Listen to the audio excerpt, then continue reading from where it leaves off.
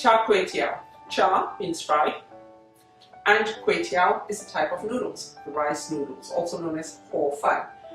Char Kway Teow is another very popular hawker recipe, hawker noodle dish in Singapore and Malaysia.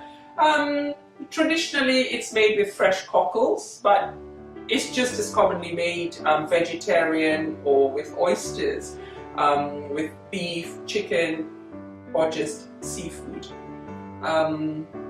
It's a very easy noodle dish to make, and the flavor profile once again comes from the sauces as well as the filling in terms of the meat, the type of meat or vegetables that you're using.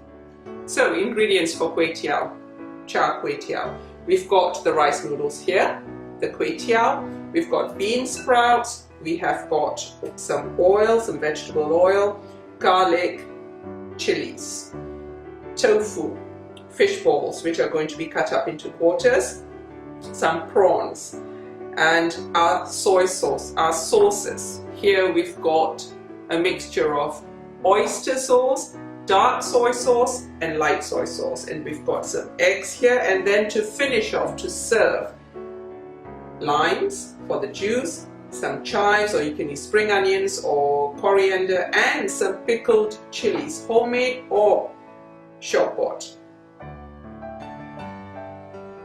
Okay, here we go. We've got the wok on fairly high heat, medium-high heat.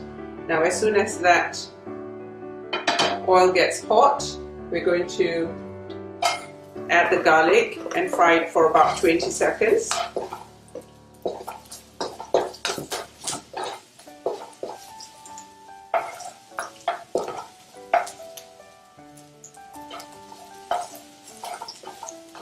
We don't want to let it burn and get bitter.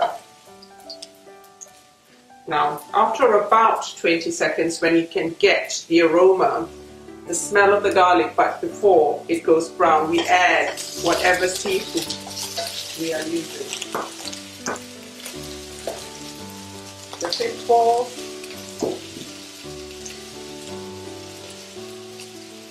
the tofu, and the sauces.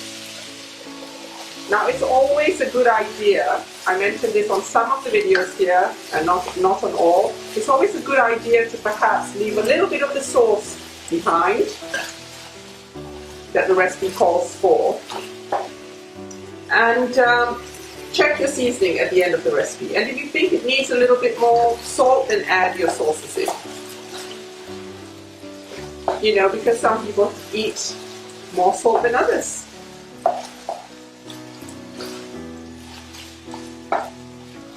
So we're just going to let this cook. Now you can see that I've got the small prawns as well as a couple of big prawns.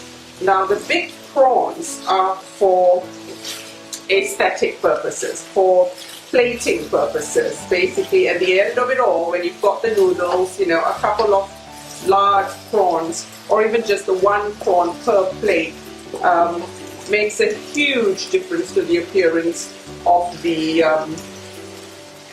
noodles themselves. Then we add the bean sprouts. If you want the bean sprouts crunchy, add it at this stage. If you want it a little more cooked, add it together with your seafood. Okay, so now there goes the flying bean sprout. What we're going to do is we're going to, as usual, with all our fried prawns, we are going to push everything to one side and add our beaten egg. And we're going to let this set for about 20 to 30 seconds because we want to achieve that omelette stage, so you have pieces of fried egg as opposed to just one unrecognizable mess in your noodles. There we go. So it's had about perhaps 30 seconds or so. So we break that up. Now we add the chili in. We tip everything over there and we add the noodles. Now these Kway Teow noodles are not very easy. It's not going to be easy for you to retain their length too much because of the nature of their consistency. So we're just going to stir this on high heat. We're going very quickly. Chop up a little bit of the egg as you see it.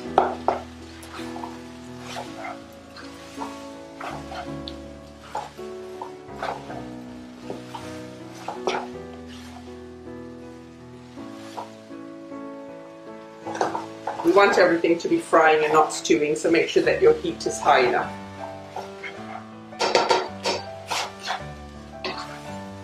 So essentially, we fry this for a couple of minutes until the noodles are cooked. The prawns should be completely cooked by now. Now, give it a taste. Do that. Yeah, I think that tastes pretty good. If you would like more seasoning, just add a little bit of your soy mixture, all of it if you want to even. There you go. That's going to be properly seasoned now. I mix it all up. You know, I do live cooking on Google Plus and YouTube. You won't believe some of the mishaps we have on our live shows. But as they say, the show must go on. There we go, it's all done. When everything is done, turn the heat off.